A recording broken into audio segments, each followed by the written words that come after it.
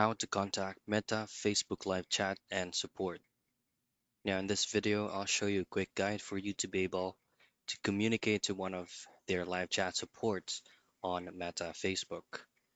So I'm going to be showing you one of the ways or one of the methods for you to reach them out. So the very first thing that you want to do is, of course, to log in into your Facebook account. And then from here, you just simply need to access this menu bar. And then under professional, you have to access Meta Business Suite, which is going to be this one right here. So next thing that you want to do at the lower left corner of your screen is to click and choose this help option. Now choose on help once again, and you'll see this boxes on your right side. Now from here, you just need to scroll down from the very last portion of this page and choose this option here that says contact support.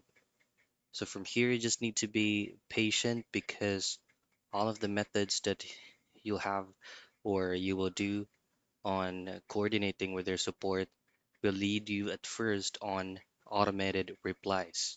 You just need to wait for a couple of minutes depending on their queue. But that is the most convenient way to contact Meta, Facebook Live Chat, and support.